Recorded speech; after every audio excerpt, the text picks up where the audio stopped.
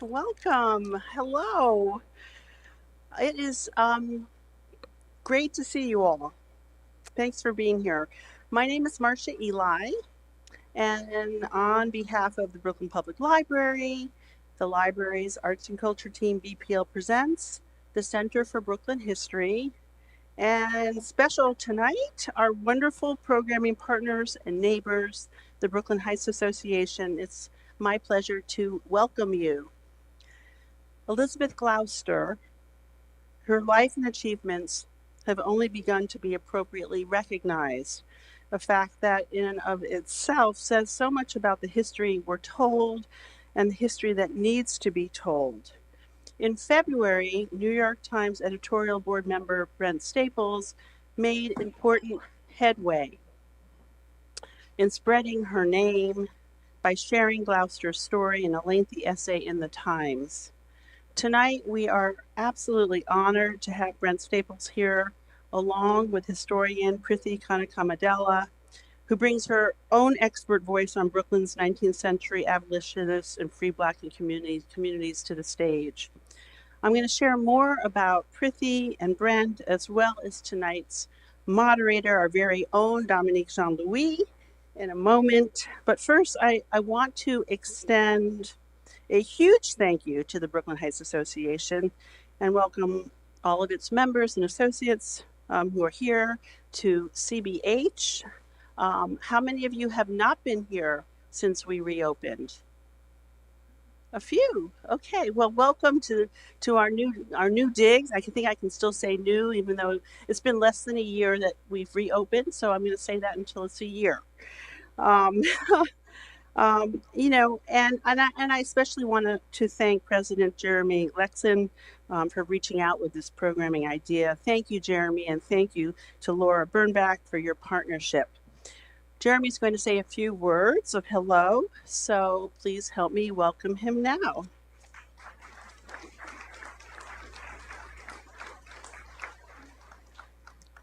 Thank you, Marcia. And thank you to everyone who's come out tonight. It's so glad to see so many people here to hear what's going to be, a really amazing discussion. I'm Jeremy Lexon. I'm the current president of the Brooklyn Heights Association's board. We are thrilled to be co-sponsoring tonight's event. We are so excited for the conversation that this great group of thought leaders is about to have. When I read Brent's piece in the Times a few months ago about Elizabeth Gloucester, I got in touch with him right away to talk about doing an event just like tonight, because I think it's important for Brooklyn Heights as a community to be promoting Elizabeth's story and the telling and the retelling of her story, not only because she's one of the neighborhood's famous residents or because she lived just 2 blocks from here, although that's also important, but more so because the BHA is interested in exploring how Elizabeth's story could have been lost and the ways in which some of the neighborhood's important stories are really documented in the historical record and in the archives of a building like this upstairs in the library, and how other stories take a lot more digging to uncover. And I think we'll be hearing a lot more about those themes tonight. The Brooklyn Heights Association is New York City's oldest neighborhood association. We were founded over 100 years ago. But today, one of the things that we're most excited about is sharing with people new narratives about our neighborhood's long history. There's still so much to talk about. Not necessarily the stories that people were telling 100 years ago when we were founded, but the ones that people like tonight's panelists are still uncovering in this moment. We've been doing this through the BHA's own talks and walking tours recently, and we're so happy to be able to continue that by co-sponsoring tonight's event. So thank you, and welcome to the panelists.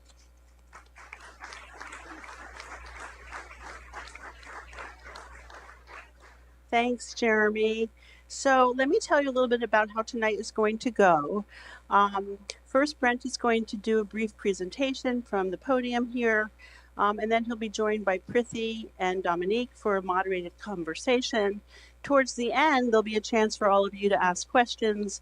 We'll have one of our ushers or two of our ushers one of our ushers actually come around with a mic and let the questioner speak into the mic. And then we're done. That's it. We're off. So let me tell you a little bit more now about Brent, Prithi, and Dominique. and turn the podium over to Brent. Brent Staples has been a member of the New York Times editorial board since 1990. His editorials and essays are included in college readers throughout the English-speaking world. He holds a PhD in psychology from the University of Chicago and is author of Parallel Time, a memoir, which was a finalist for the Los Angeles Times Book Prize and winner of the Anishfeld Wolf Book Award. In 2019, he was awarded the Pulitzer Prize for, quote, editorials written with extraordinary moral clarity that charted the racial fault lines in the United States at a polarizing moment in the nation's history. Prithi Kanakamedala is an associate professor of history at Bronx Community College, CUNY. She also teaches at CUNY Graduate Center, where she is the inaugural faculty coordinator of the Public Scholarship Practice Space. Her book, Brooklynites, The Free Black Community That Shaped a Borough, comes out in September. And keep your eyes open because we will be having her here for not one but two very special events. Just a little teaser there. As a public historian, Prithi has worked with a range of cultural organizations, including Dance Space Project, Inc., Place Matters City Lore, Weeksville Heritage Center, and Brooklyn Historical Society, the Center for Brooklyn History's former incarnation. And last but absolutely not least is Dominique Jean-Louis, PhD. She is our chief historian here at the Center for Brooklyn History. Previously, she was associate curator of history exhibitions at New York Historical Society, where she co-curated the exhibitions Black Citizenship in the Age of Jim Crow in 2018, and Our Composite Nation, Frederick Douglass's America, and Black Dolls in 2022, both in 2022. She is a former Mellon postdoctoral fellow in museum education at the Museum of the City of New York. She received her BA in Comparative Ethnic Studies from Columbia University and her PhD in U.S. History from New York University, with her doctoral research focusing on race, education, and immigration in post-civil rights era Brooklyn. So, without any further ado, I'm going to welcome Brent to the stage, and then he'll be joined after his presentation by Dominique and Prithi.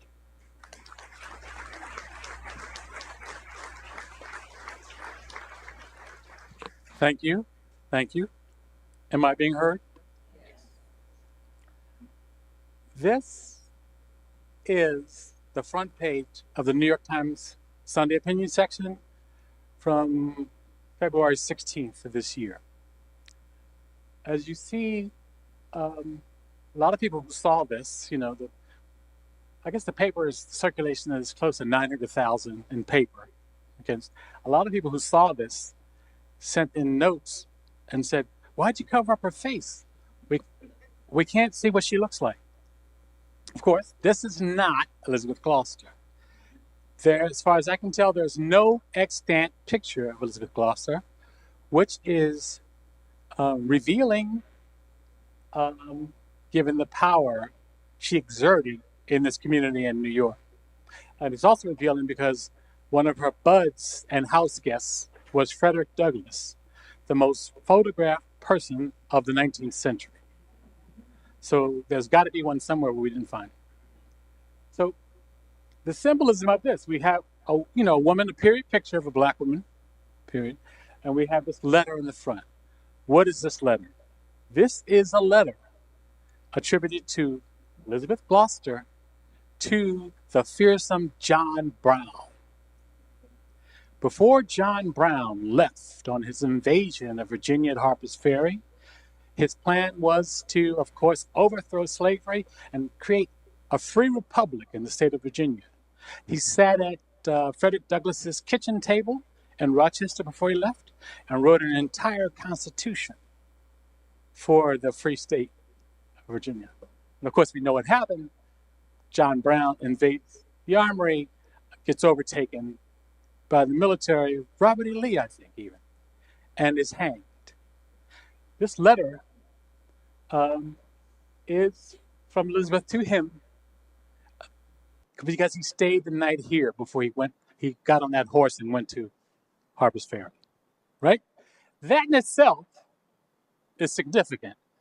But in the letter, she talks about, I just parted company with our dear friend Frederick Douglass. And I send you this modest sum, although I worry about you, and I hope to see you again, and give my best regards to your son. Elizabeth Gloucester's moved to Brooklyn in the 1850s, I think. And as I said, her house guests included John Brown, Frederick Douglass, and many others.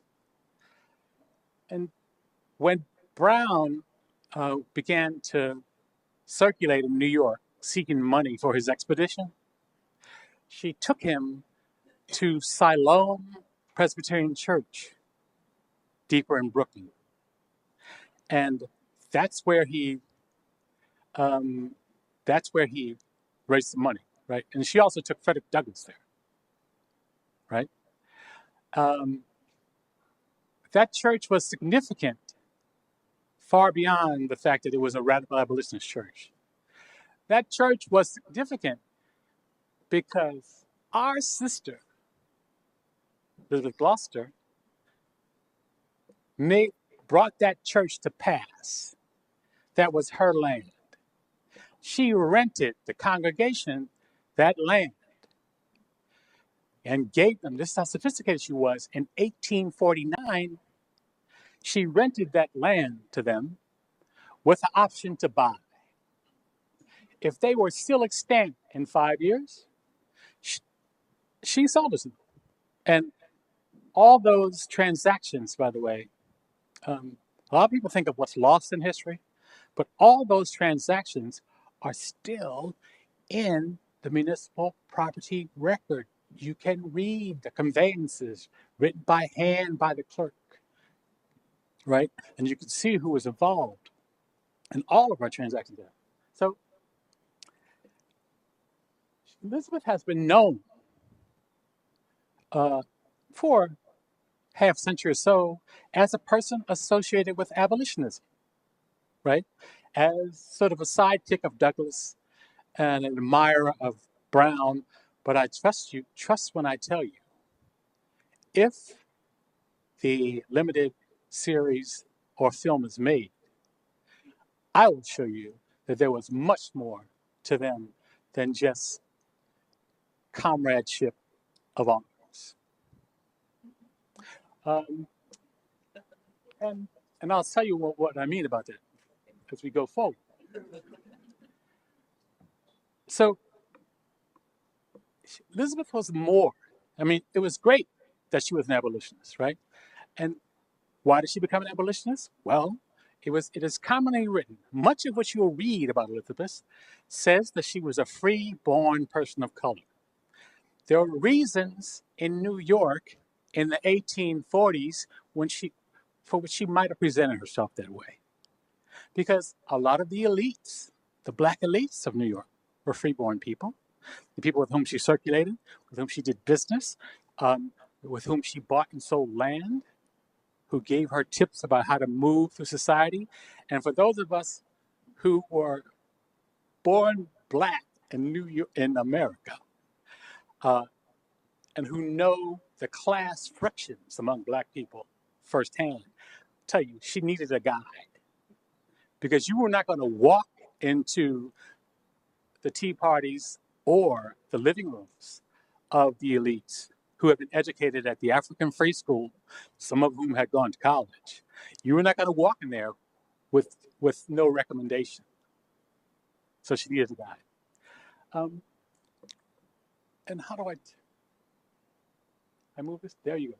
Now, this is Elizabeth's residence hotel. It is often said that it's a boarding house, a rooming house. Look at that. That is no boarding house. That is on the corner of Remsen and Clinton, a few blocks from here. It dominated that intersection.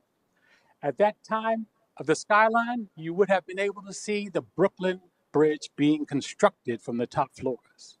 Those would have been primo views of Manhattan and the Brooklyn Bridge being constructed. When the census collector came to this building in June of 1880, it was a beautiful day, 60s and 70s, temperate. The streets were thronging with people, I think, watching the construction of the Brooklyn Bridge, passing by. The census director came here. She and her family, I believe, lived on the second floor, although there are conflicting information about that.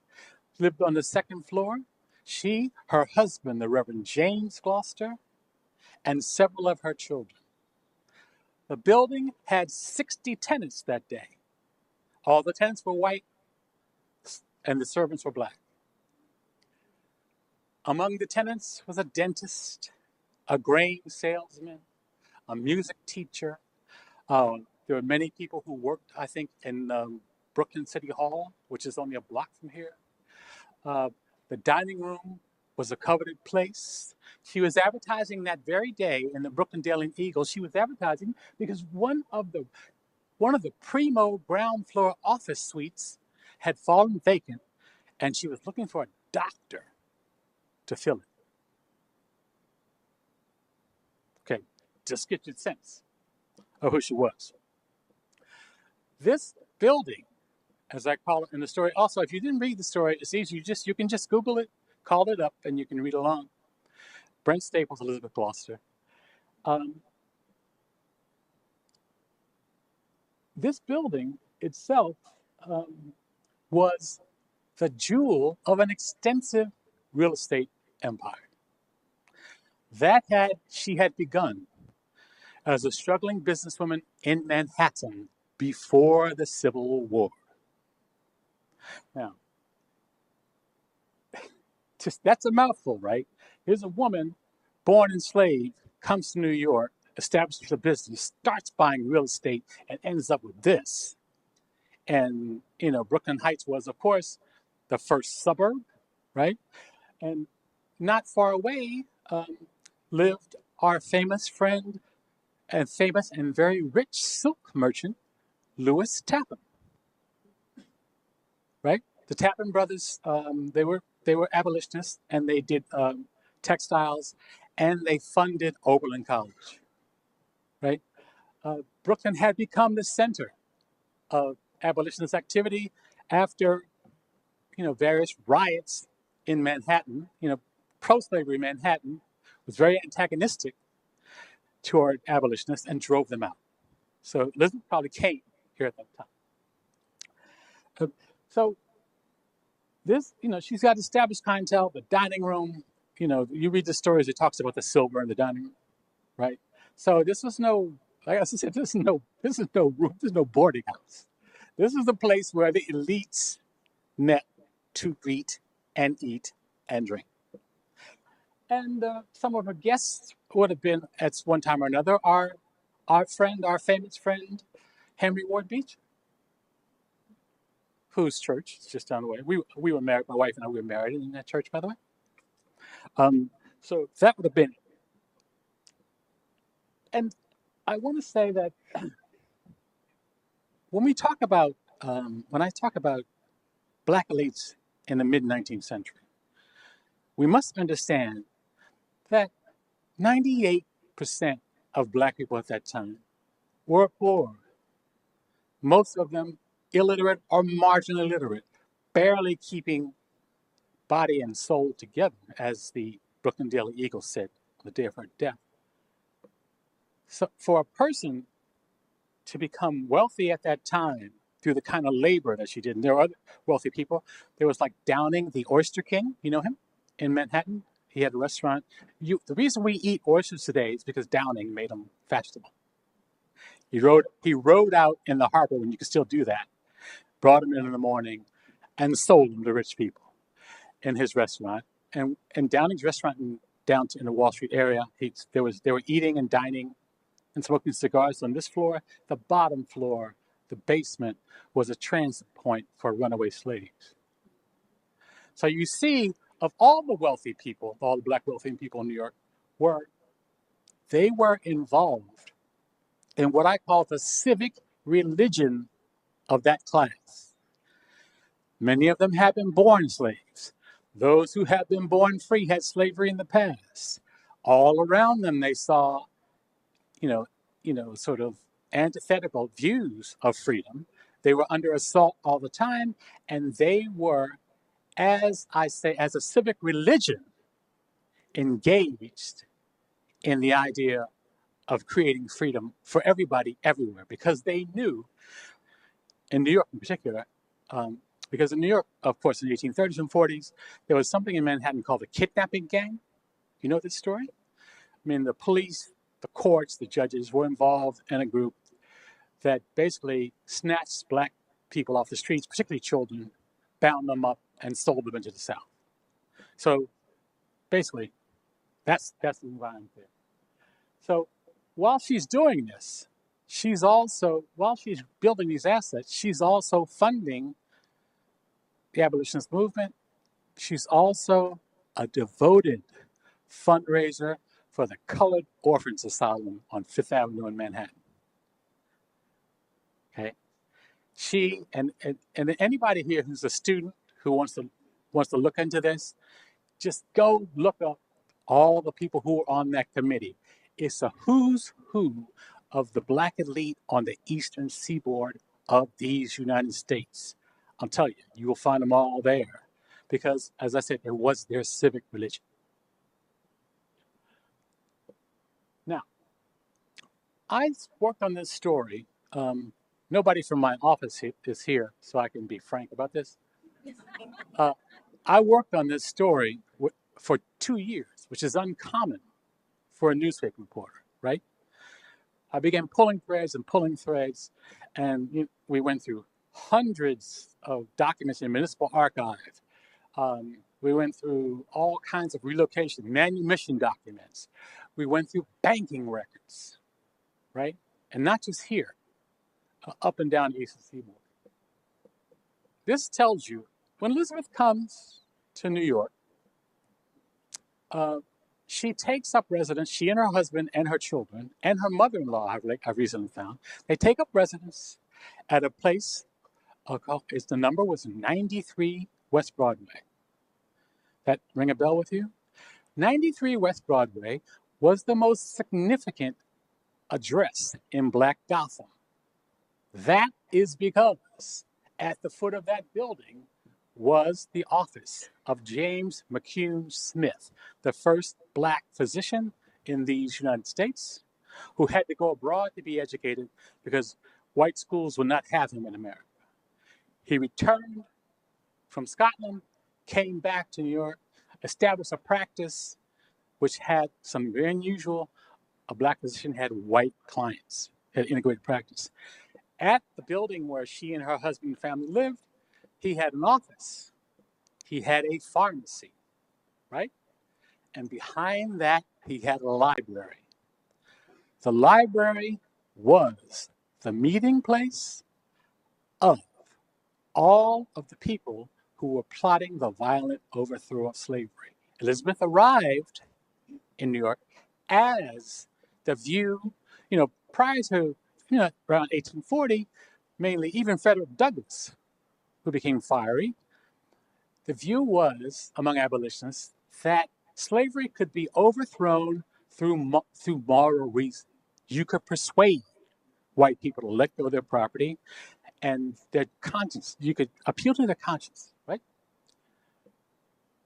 McCune Smith was the architect, the principal intellectual architect of the radical argument that blood would be shed for slavery to be overthrown. Elizabeth was in that building as the conclaves of people were meeting. It's McCune Smith, Henry Highland Garnett, the Lyons family. All these people were meeting to talk about what they would do, how they would support the overthrow of slavery. But they were all, of course, and McCune Smith, a doctor, but he wasn't what we think of, doctors we think of affluent today. Remember that most people there were very poor. So not many people could afford his services, and I'm sure he did a lot pro bono.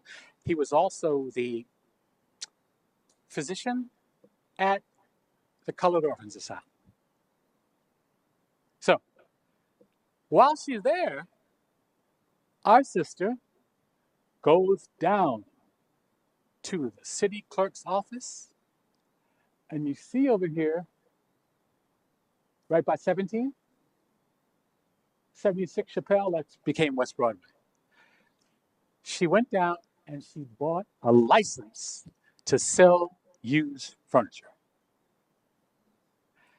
This store, which is at 76 West Broadway, was the cornerstone of her wealth in New York, right? Because basically she came here, she saw people were coming into New York. They were coming by boat, by train. They were walking in. It was Gotham, right? It was like Stevie Wonder said, a big city just like I pictured it. Everybody had come here to make their fortune. Sister Girl saw that this is a place of commerce, and she was going to do her commerce right along with everybody else. Now, this is a crime story. It's a little blurry, you can't read it all. But if you read the first line, you will see that the crime features the store of Tiffany and Young. This is the Tiffany with the little boxes that you brought today. That Tiffany is in Lower Manhattan at the time, right? And it was an inside job. It's a great story. It's an inside job that, someone working in the place steals a bunch of stuff over a period of time. Tiffany and his partner discover it, and they go to the police. Now, you have to understand, in 1845, that Lower Manhattan itself was still to a large degree dominated by organized crime and gangs, right? And that, the police were one of the gangs. So they knew where the goods were, right? So they go out, they walk around, they take some from a pawn shop, they take some from a thread shop, they take some from a numbers racketeer. They go to a numbers. They knew exactly where to go. Numbers racketeer. He has in his office these boxes stacked up with expensive brass shaving kits. Okay, so the goods were on the street, and the numbers racketeers were pushing them into legitimate businesses. If you see in the bottom of the first leg of type, then followed an examination of the furniture letting store of Elizabeth Gloucester at 76 West Broadway. Now, that line is to tell you, it doesn't say she was working there. It said it was the store of Elizabeth Gloucester, which means she was widely known to be the proprietor, right? And they found, I had to look up some of these things. I didn't know what a reticule was. They found fancy gloves, purses, reticules, perfumery, etc. And a large number of fancy articles were found legitimately deposited, so they took these out and they took them back to Messrs. Tiffany and Young. If you read the course of the story, you will see that some people were arrested. But the lady of Remsen House, as we would later know her, was not arrested. Not a hair was harmed upon her head. Why was that? We can surmise. One, she was smart. She got to New York, she realized that the economy, like it is today, a lot of it was underground. And if she was going to survive as a business person, she had to participate in it. And she was smart enough, when she got these goods, she had some sort of proof that she paid for them. Some bill of lading, something. So when they came calling, she was like, I'm sorry, in good faith, this is what I paid for them. You may take them, however, but my intent was pure. Right? What does this tell us? This tells us about a woman comes out of slavery, comes into the hurly-burly of gang-ridden Lower Manhattan. You saw the film Gangs of New York, right? comes into gang-ridden Lower Manhattan, sees what her commercial niche is, and she jumps in there and she swims very, very successfully. Very successfully. The money, of course, that she makes here goes to philanthropy, and it also goes to land.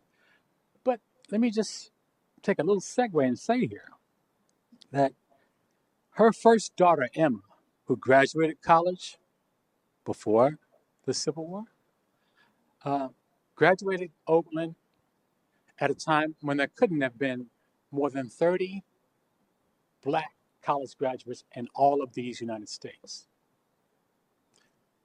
3 daughters she put through college.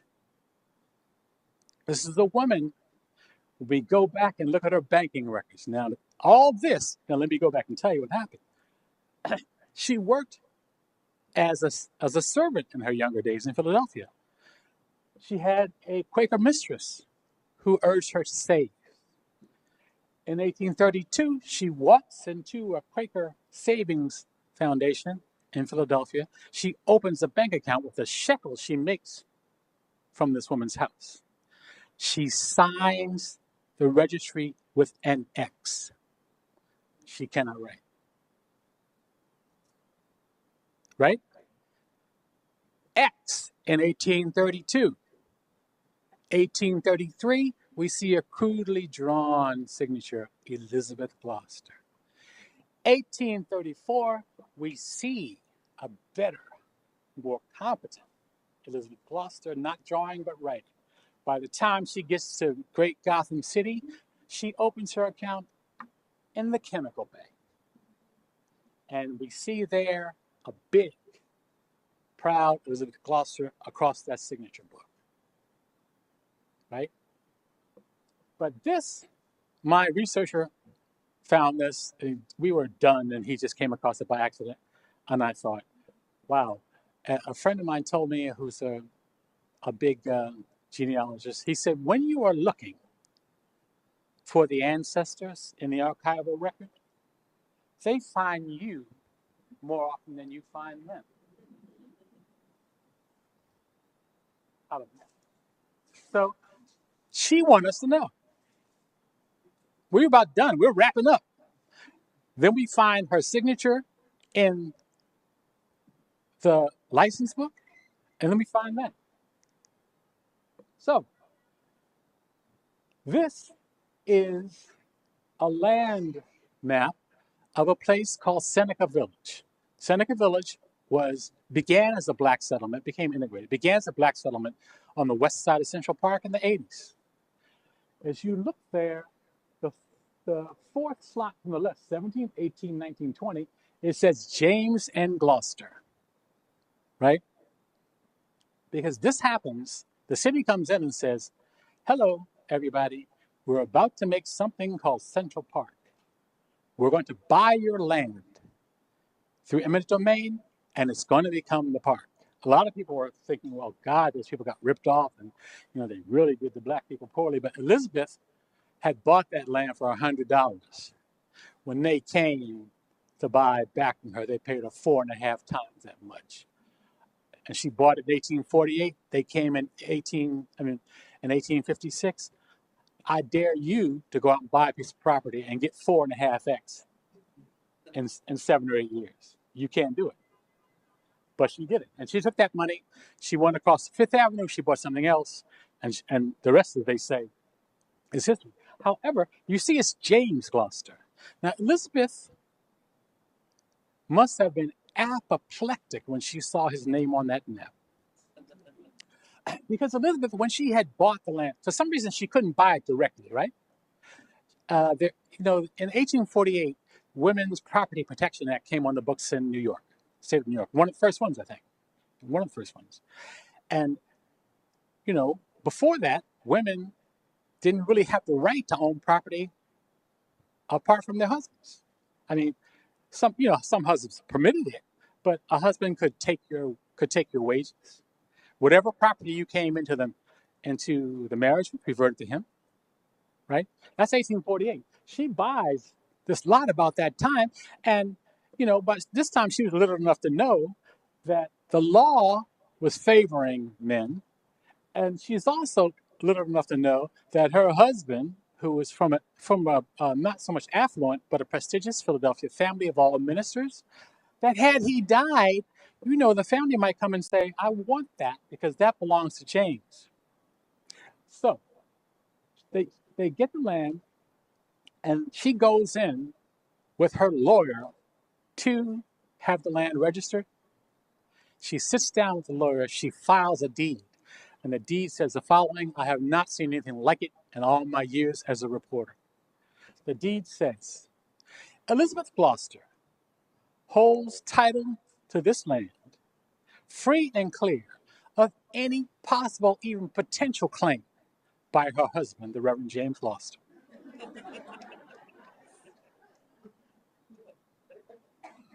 You see what I'm talking about here? So what do we see? We see a woman who was a pioneer on so many fronts, a pioneer on a financial front, and also at a time when women, her friend John Brown, John Brown used to call her sister, by the way. He's called sister. And John Brown said he wanted to take her on the raid to Harper's Ferry. He said, if you were a man, I know you'd go along with me, and you'd be better to have along than any man, right? Because she was resolute. So she was an abolitionist. She was a fundraiser for black charities, for the indigent, care of the indigent. She educated her children, forced them through, but she also was a person who insisted on the rights of women to be equal to men. And in property, I got to tell you, that's a big deal in the mid-1850s. It's a big, big deal. And when she found the mistake on the city map, she go to her solicitor, and of course she had a white solicitor, and he writes a beautifully written petition to the city, and you see it results in this. Block 789, lot number 20, should be marked Elizabeth A. instead of James and Gloucester. Right? She was like, that there is mine. And although I love my husband, as square shape or pear shape. Okay? So she did that. And about the time she accumulates so much money. She makes a will. She has property in Manhattan. She has property here. It's been estimated that she had a dozen rooming houses aside from this one. And she makes a will. She has decided. As you as you work on these stories, you get a sense of what their thoughts were, right? She hadn't told me, but I think I get what the thought was. The thought was that the boarding house hotel business that she'd gone into, I think she thought it had run its course. New York was changing. Brooklyn Heights was changing. Brooklyn Heights is no longer a transient place. It was a place of rich people. They're setting down roots, and when the bridge came, people would stay wherever they wanted. She saw it being built, so she saw it coming. And so she wrote a will, and she told her solicitors, outside trustees, sell everything. Divide it in 7 shares, 1 share for each of my children and 1 share for my husband, the Reverend James Gloucester. And Lord knows that he hit the roof when he saw that, because he thought, of course, that all of it was going to come to him. And so it was kind of a fight, like in Secession, over this, right?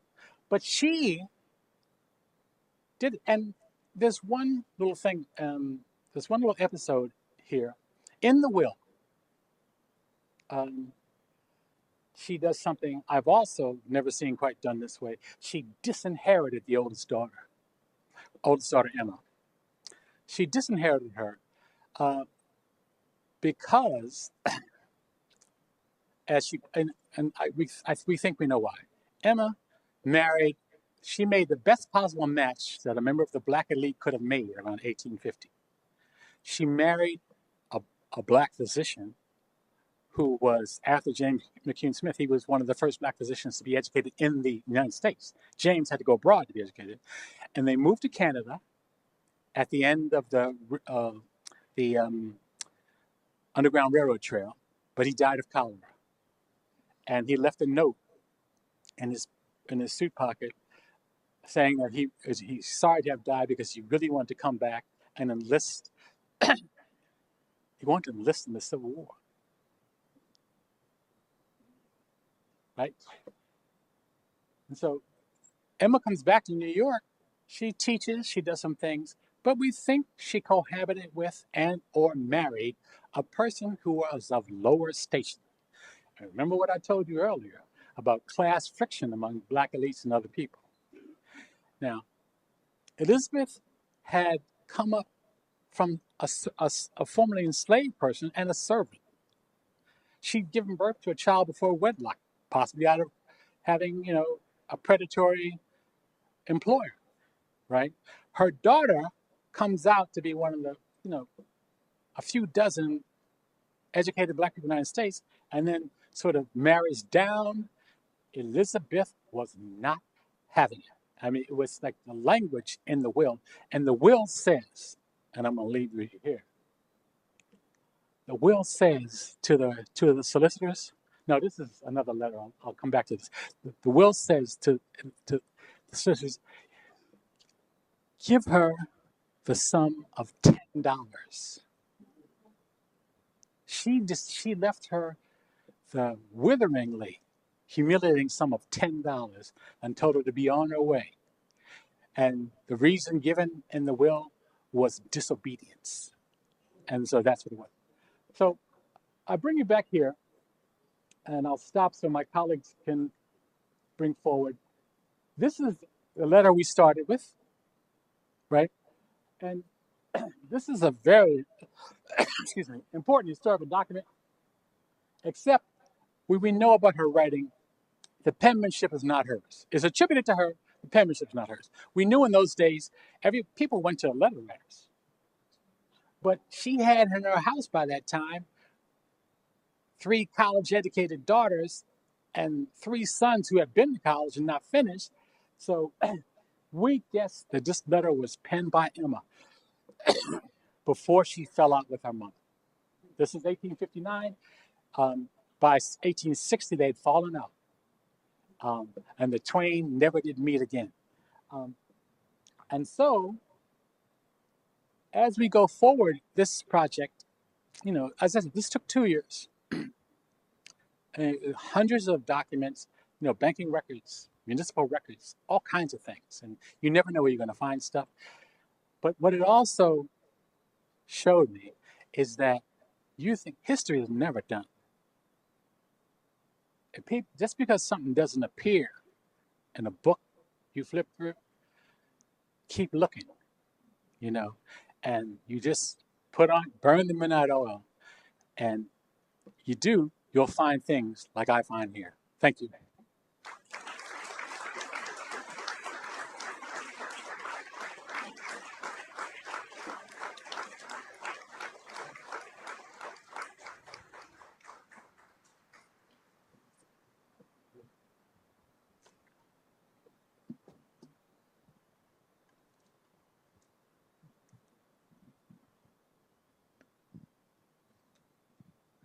All right. Thank you so much, Brent, for that exhilarating presentation. My mind is spinning with all the history that you've made its way into the article, didn't make its way into the article. I feel like we got the director's cut all of this research. And I actually want to start there. You mentioned that you've been researching this article for 2 years and devoted this much energy, this much space and time.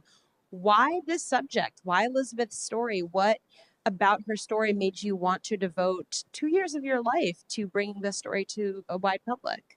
It started in the run-up to the 19th Amendment. Oh. It started in the run-up to the 19th Amendment. I was working on some essays on forgotten Black feminists in that period of time, and when they were doing the memorial in the park, and I fought with them over that, and I fought with a lot of people over the depiction of the feminist movement as white. And what I said was, a lot of these women, like Elizabeth, she never stepped on a speaker's platform. She didn't go to the Seneca Falls Convention, which is said to be the first assembly of women, which Frederick Douglass is there, by the way. She didn't do any of that, but she made women's rights real in her everyday life. And that, to me, is equally or more important than giving speeches. So I was looking for people who were doing that. And this, when I wrote two, if you'll see in the times I wrote, and they went along with it, but they were like, why is he on this jag about Seneca Village? But I wrote like two whole full editorial pages about Seneca Village. One in 2020 and one in 2022. And her name comes up. There was a book by a historian named Sarah Cedar Miller. You know her?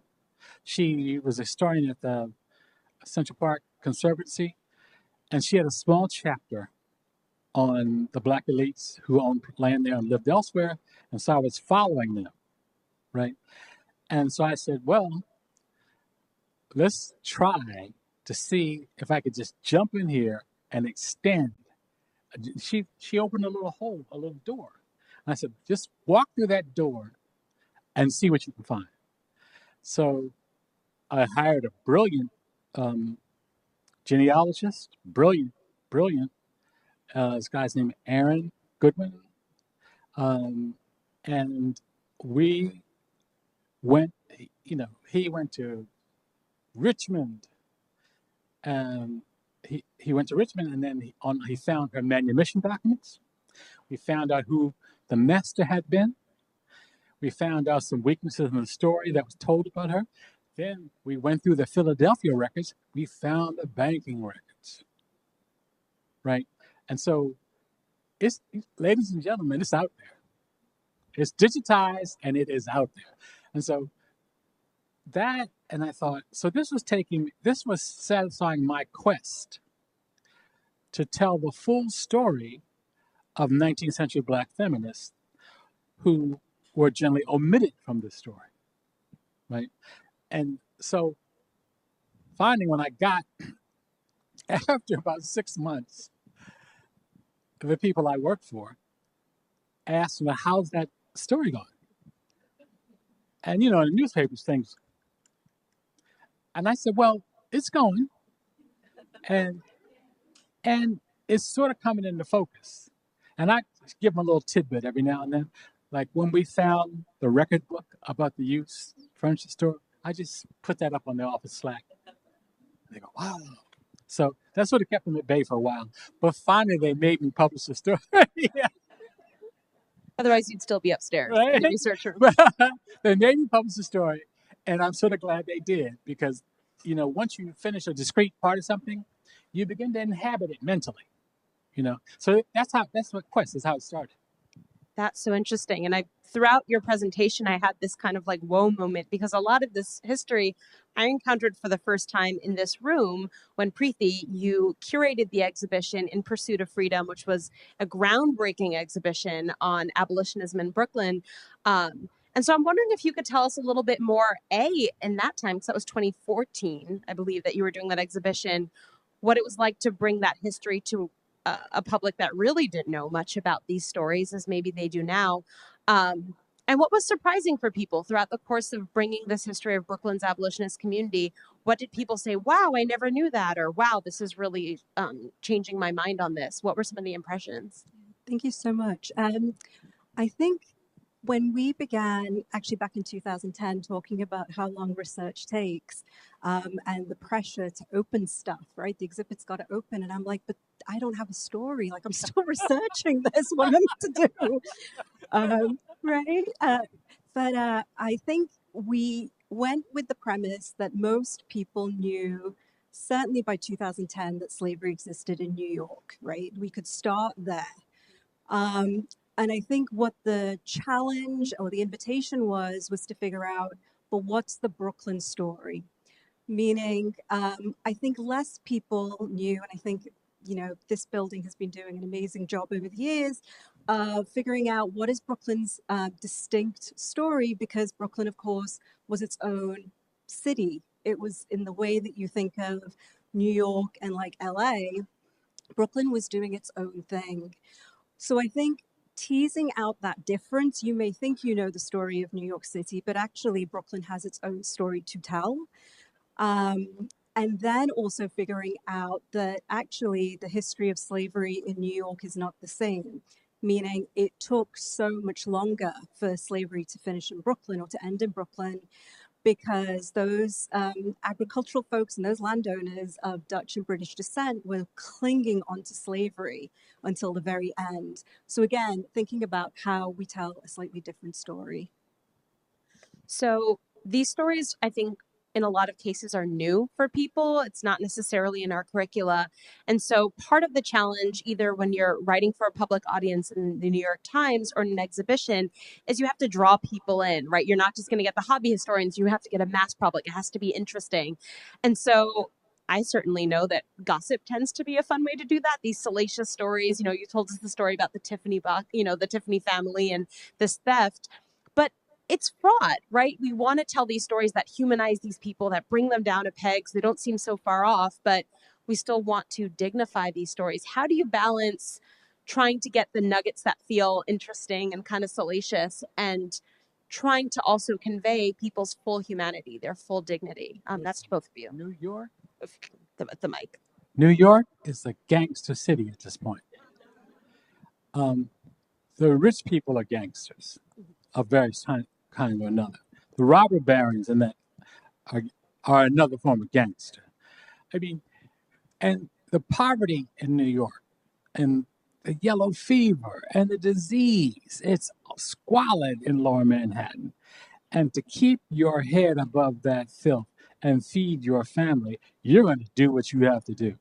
And I have to tell you, here is Elizabeth, a preacher's wife. His family, his father was the founder of Black Presbyterianism in Philadelphia. He had 4 brothers who were ministers, some of them celebrity ministers. So, but Elizabeth, and they knew also what it took to keep body and soul together. So basically, when she steps out into the street, I mean, but this way.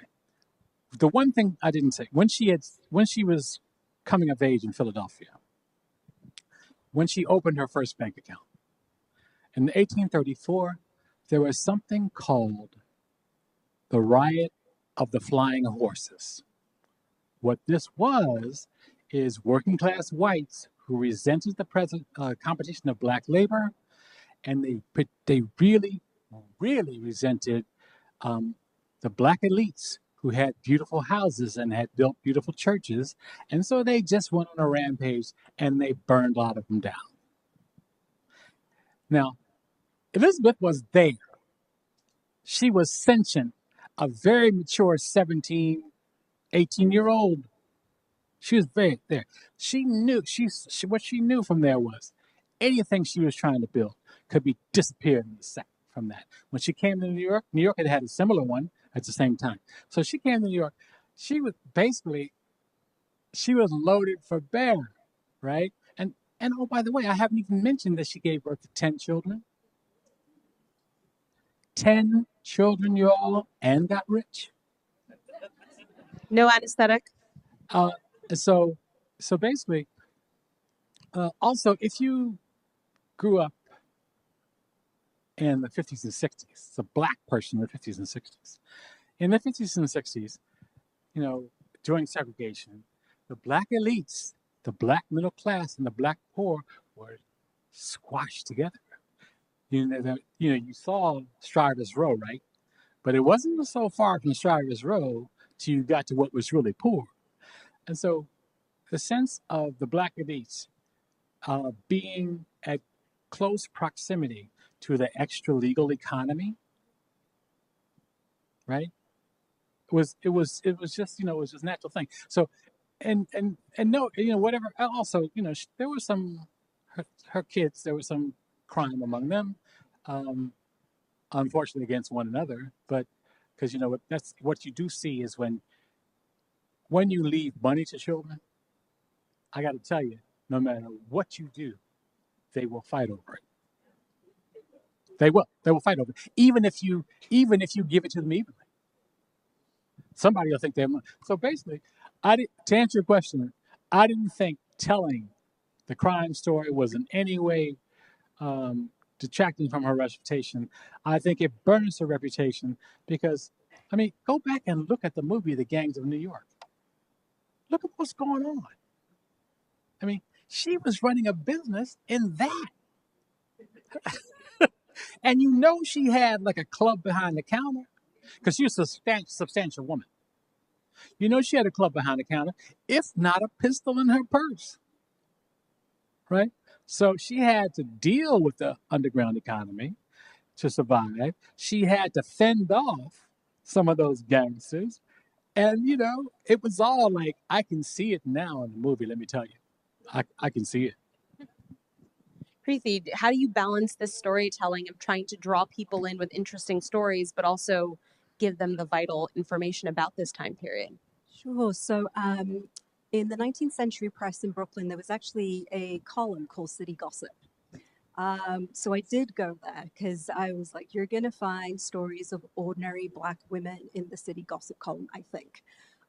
Like so much you think you may find it. And so you try something. And there was a woman called Matilda Culbreth who lived back in the day, sort of the no thing area between Navy Yard and the beginning of Clinton Hill, right? That kind of area today.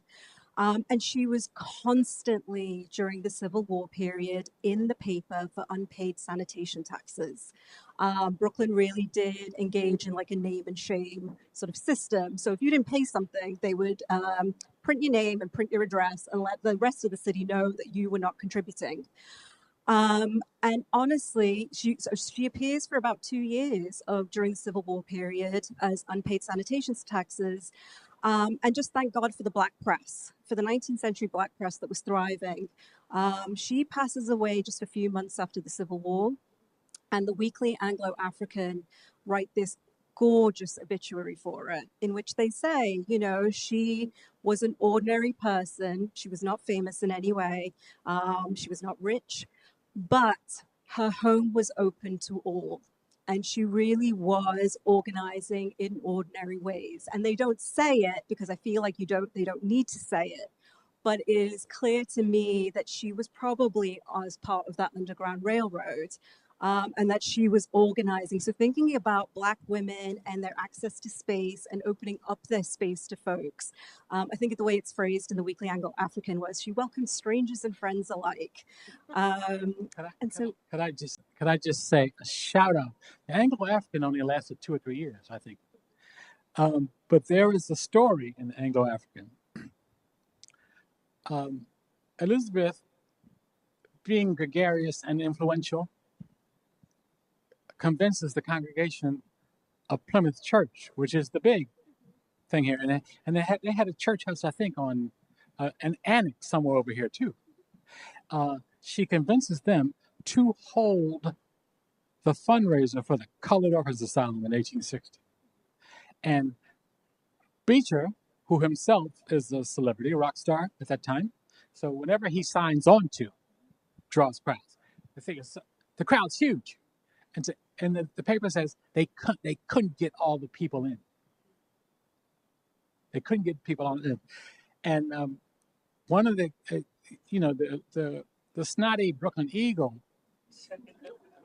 remarks on the fashion. He didn't like the calico dresses, because Elizabeth was the chief hostess, and they were all matching dresses, and they were rolling around. They were selling things, curios to the crowd. They were raising money in the crowd, and the snotty person, like he didn't like the calico dresses, and he thought Elizabeth was really too big. She should have been more slender, and but the an Anglo-African reporter interviews one of the black people who attend the thing. And he says, to us, this event is more than a fundraiser. To us, this is the hope that white people who enjoy all this splendid Negro company would let go of their prejudices against us. So it was. I mean, so it was all there. And the Anglo, it was like all there. And that, what a lovely paper that was. What a lovely paper. Yeah. By contrast, the Brooklyn Daily Eagle's description of Elizabeth Gloucester was a big old colored lady. So nowhere near as articulate as our good friends at this other black newspaper. The scene in the Anglo-African is like the ladies in their gingham dresses were as busy as bees, whirling among the guests. The lady in the dress was as busy as bees, whirling among the guests. The whole sense of it was how successful this thing was, how successful it was. And at the bottom, in the black paper, it had how much they had raised, and also had the fact that they were an auxiliary. It had the fact that the white auxiliary fundraisers from Manhattan had come to the event, which was an arduous journey because there was no bridge, and you had to come down from the east side, and you had to come by ferry, and you had to traverse some of that hard corridor of Manhattan to get to the ferry.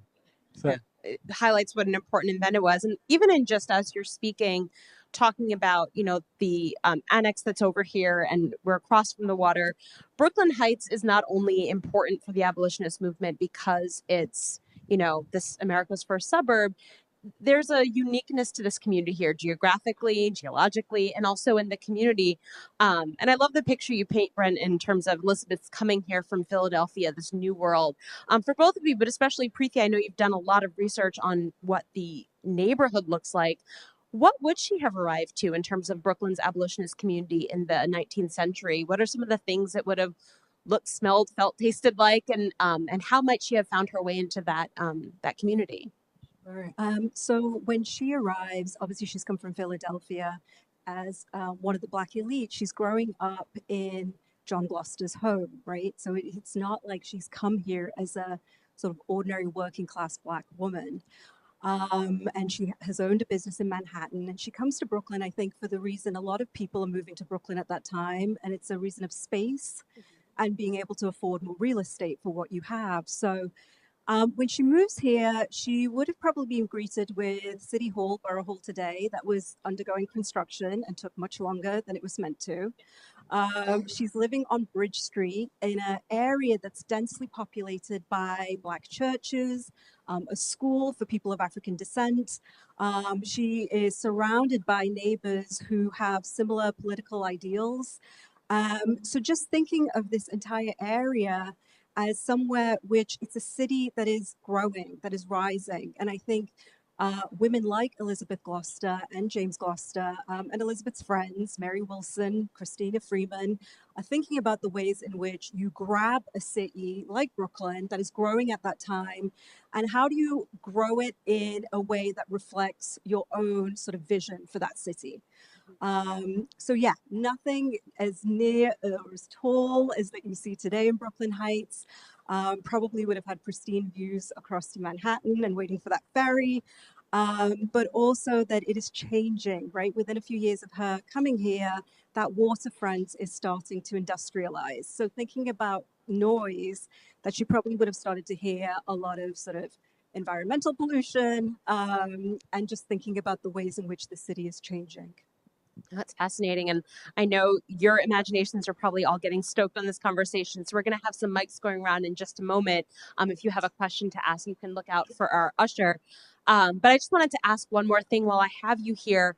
And given that one of the reasons we know Elizabeth's story is she's so wealthy, I did want to talk a little bit about the money. Part of what abolitionism is, we both spoke about the Underground Railroad, that's a part of it, but raising money.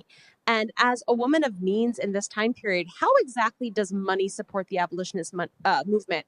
What is it being used for? How is that influencing the people who would ultimately have the power to end slavery? Well, a couple things. That understand that John Brown himself was supported by a group in Boston of white men. I think they were called the Silent Six, right? The people who gave all the money for this expedition. Part of supporting abolitionism, however, John Brown, people think John Brown was like, they think he's crazy. And to some extent, it's a messianic figure, right? He saw himself as God's avenging hand on earth. And so when they walked him to the gallows, he's like, okay, I see how this is going to go. And what is going to happen is this land is going to be purged with blood. And how prophetic was that? So she gave some money to that. And she raised money for indigent children in the North and South. And there's also documents, I think, associated with the Freedmen's Bank and some other places, that they began taking orphans out of the South and bringing them here. So part of that was just paying out of their pockets. But the most important thing for John Brown was John Brown himself to live with the Gloucesters and dandle their children on his knee and talk to them at dinner. That was very formative and very important for him because he got to talk to Black people who shared his vision, and it was one of the few places in the country where he could speak his mind and what he thought the vision of the country would be. So it wasn't supporting abolitionism was not just giving money. It was providing a kind of spiritual place, an opening place for a guy like that, so he could be himself and talk about what he thought should happen. But also very rich, like I said earlier, Downing and the Oyster King. I mean, when Downing died, his oyster restaurant, but when Downing died, the Board of Trade in New York shut down. The whole, there was a long conveyance. I think the New York Times even maybe had a front page obituary of him because he was a friend and familiar of the wealthy. But as a millionaire guy, he could fund the Underground Railroad directly, the basement of his restaurant. Those people came. What didn't they have? They didn't have clothing. Somebody clothed them. They didn't have food. Somebody fed them. They needed medical treatment a lot of times. Somebody treated them. And then they put them on this conveyance further north. And by the time they had established the Seneca Village in Central Park, Seneca Village, when it was established, was a full 3 miles outside of the city center of Lower Manhattan. So that was dark. And so they were gone, and that was a way stop, a place to stop on the way north, and also it was a place where they could better defend themselves because the white mobs that roamed Lower Manhattan, they were not so keen about going out into the darkness to do that kind of thing. So, the abolitionism had many flavors, and some of it was money, some of it was just like giving solace to people, encouraging them, and some of them was the door was open to all. And that's a McCune Smith too. McCune Smith door in Lower Manhattan. It was the side door. Every now and then, somebody would knock at the side door. It was some indigent person who fled the South with a little kid by the hand. So it was all kinds of factions that found it. Do we have questions from the audience about this story of abolitionism? Because somebody, oh, there. Right, yeah. Good. You raise your hand first. So my question is in regards to, and I'll quote directly from the piece, the line that Elizabeth Gloucester frequented Plymouth Church. Could you pull that off a second? Sure. The line that Elizabeth Gloucester and her family frequented Plymouth Church. I want to know if you can get a sense of kind of the relationship between Gloucester and the religious sphere as a preacher's wife, how she interacted with the congregation at Siloam Presbyterian, and whether attending Plymouth Church, along with, of course, Beecher's presence, was an act of individual agency unto herself. Understand that Elizabeth was going to be where the power was. Elizabeth was going to be where the power was. Plymouth was where the power was in Brooklyn Heights at that time. There was nobody more influential in Brooklyn than Beecher. And, you know, what would have brought her there, dare we not forget? I'm sure she was there the day Abraham Lincoln came. I'm positive. Because, you know, she was connected to all the people. And Lewis Tappan, I don't know, Lewis may have had some association with the building of Plymouth, but, and they brought, the Congregationalists, a lot of them had money, and they brought these churches in here because they were going to see New York with Congregational churches, but they were also money makers. And they had a theory. Lewis had a theory. He called it philanthropy plus 5%. We're going to pay, but we're going to 5% out of this. That's not bad. That's not usurious. That's not bad. So basically, she was where the money was, and she was there to, and we don't have a window into her relationship with Beecher, but I think they were as thick as thieves. I think he came to her house. I think he met the people who were there. I'm sure when John Brown was here, Beecher came and they talked, because Beecher, if you look at Beecher's sermons on John Brown, go find the Beecher sermon where after John Brown is hanged, Beecher somehow goes out and finds the chains in which he was wearing when he was walked to the gallows. He stands on the podium, throws them on the floor, and he walks across them. He jumps on them. And he talks about how these chains will not keep slavery upright for long. So basically, she was there. It was a center of activity here, and it was a center of money, and a center of power. And clearly, she was the person who was always with her fingers on the pulse of power.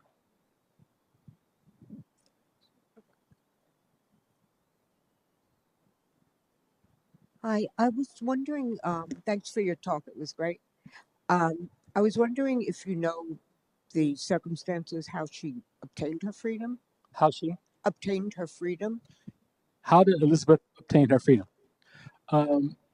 My genealogist, marvelous guy, pointed me to digitized records of the various slave owners in Richmond.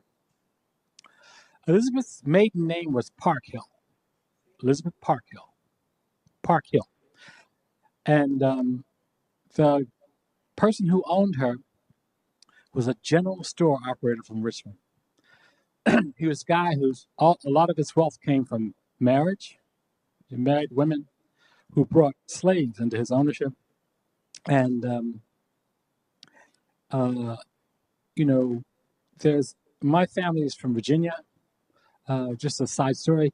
My great-grandfather, John Wesley Staples, was born, narrowly missed being born a slave, maybe by about 90 days. He was born just after the 13th Amendment in Virginia. He died 11 years before I was born. So that's how close we are to slavery. My great-grandfather's mother, all his older siblings were slaves.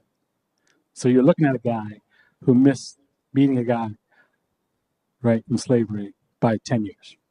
So that's how close it is. So in Virginia, you have this, a lot of times people try to say that so-and-so freed their enslaved person out of altruism.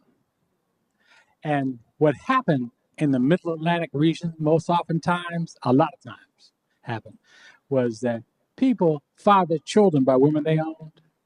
And as they got closer to the grave and understood the evil that they were doing, holding their children in chains, sometimes they let them go.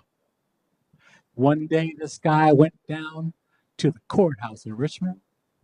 He had the witnesses there, and he signed that he would let go a 7-year-old child and the woman we presume to be her mother, Rebecca. So that, to me, and they were listed as mulattoes in the census, that to me tells me that they were, in fact, they were not just owned people, they were part of the family. And this guy had become a Presbyterian, I think, and as he's moving forward, he's thinking, I better get this off my spiritual books because I don't want to go to hell for this. Didn't stop him because later on he still had more slaves, right?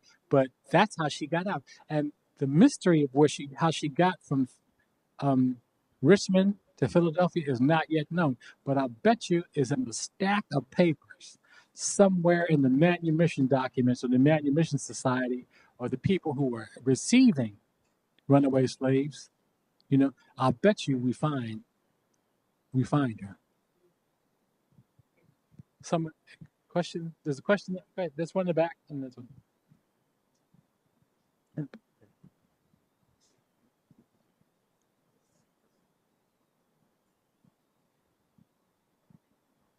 Good evening, and thank you very much for the presentation. And I missed part of the stuff. I'm still trying to look at when she was alive, and because last night I went to a lecture about the 8 in the Lemons 8 in New York, and they were a family that was actually able to get up into New York. Well, they were bought by their owners, and they actually had a court case about getting them free. Okay. So what's your question about Elizabeth? Okay. Well, I was just trying to figure out when did she, in terms of her living and being an abolitionist, and she's in Manhattan. She's in. What are you trying to figure out? You're trying to figure out which? The timeline. I'm looking at it. Okay, timeline. Elizabeth, I'll okay. get the timeline. Okay, but there's something else in that letter, in that newspaper article where they were talking about the robbery, and it was interesting how they gave her name, but on the next page, it just said they also looked at a colored girl, and I'm saying, okay, they obviously had some kind of respect for her because they didn't just say a colored woman. They gave her name and her address, but on the next page they were talking about a colored girl. Well, there's that. So I was like looking at how things were presented at during that time and how we look at them. Well, now. I'll give you the timeline. Yeah. Elizabeth's married to James in Philadelphia, and they are married in what was at the time the most important free black community in the United States. And they're married probably around 1836. Around that time, they're running a used clothing store. I keep looking at used clothing and used furniture. And of course, why is there so many used clothing stores? Well, one of the things is mortality rate's very high. I don't think people were buried in their clothes. I think a lot of times they took them and they sold them. But also, one of her brother-in-laws comes to New York. A celebrity preacher comes to New York to give a big preaching thing in Lower Manhattan and goes back to Philadelphia with a whole pocket of money because there was black wealth here. And so Elizabeth and her husband are starting out. They're scraping by in Philadelphia like, wait a minute, maybe we belong in Gotham. So they come, we find them around probably 1841, and soon after that, we find them the address that they're actually living in Lower Manhattan. So she's boom, boom, boom. And so, as I said at the start, when she moves into the building with James McCune Smith, this is the epicenter of radical abolitionism in these United States. The absolute epicenter of black radical abolitionism is right there. So she's walking in and out of the house coming from work. You know, she's walking by a room where all these guys are sitting around. Henry Highland Garnet, one of the greatest orators of the day and most radical people. Henry Highland Garnet was initially the greatest orator in America, was succeeded by Frederick Douglass soon after that. So she was there, right there. And of course, as a person who was paying attention to the world, these ideas, I'm sure, appealed to her at both a spiritual level, intellectual level, and because she had been born in chains. So as for this crime story, when you see they name some of the shop owners, you can see that she was known as a businesswoman, right? And it was a name business. And that was 1845. It probably started a few early. And if you fast forward another decade, she's still doing business in Lower Manhattan, okay? Which means she knows everybody and everything. And when things fall off the truck, she knows what to do with them.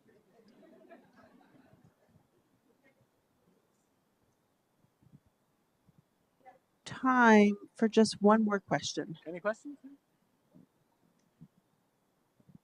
Thank you. Thank you for your presentation. My question's about... Hold to your mouth. Can you hear me? Yeah. All right. My question's about the archives and digital preservation and the development of metadata. How'd you go about dealing with born digital obsolescence?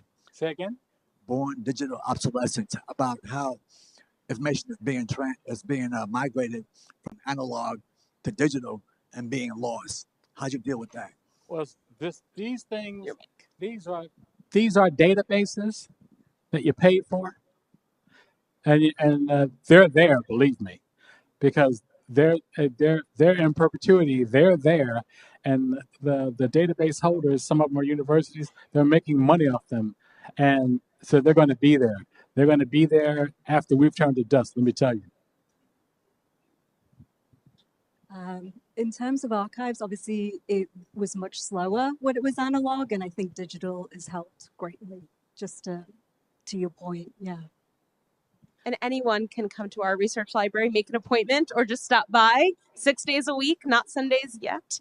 And we are happy to help you navigate that world of born digital and originally paper documents.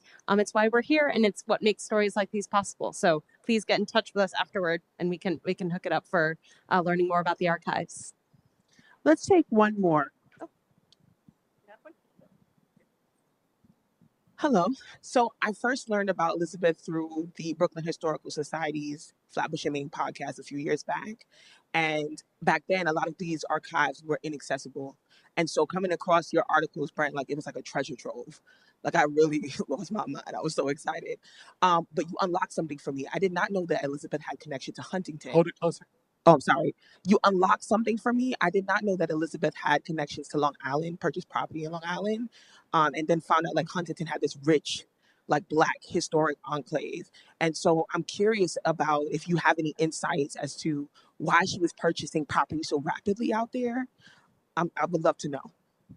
Because she was smart. She basically was in the circle. When she got in the circle with McCune Smith, she got in McCune Smith and the Lyons family. She was very close to the Lyons family. They owned the colored sailors' home in Lower Manhattan until they were burned out in the 1860s. And I could list the whole names of people that she was associated with, who were all property owners, because in the 19th century, they saw all of, and for black people in New York, they were taught a bitter lesson in Manhattan. Wherever they lived, like in Lower Manhattan, wherever they lived, they had to rent buildings for their churches, and then they had to establish burial grounds. And as the city moved and they lost their leases, they lost their churches. And as the churches were burned down in riots, they lost their churches. And as the city expanded and paved over, they lost their burial grounds. And so by 1825, I think it is, by 1825, they are basically, the congregations are understanding that they have to save money, right? They have to save money and find a place that they can call their own and establish their congregations, and most importantly, their burial grounds. And so that place became, for a lot of them, became Seneca Village, which now is Central Park. But so she's doing this furniture thing, and she's seeing property values go up, and so she buys a lot in Central Park and in Seneca Village, and she begins soon after that to plow her money into various properties. I got to tell you, there's one transaction in Lower Manhattan. Which is probably Greenwich Street, Lower Greenwich. She had 2 lots there that seemed to have sold for something like $50,000 in 1860s money. How many million is that today? So she got there. She saw these people. She saw the city growing. She got there, right? And also, there was a transaction in Long Island, right?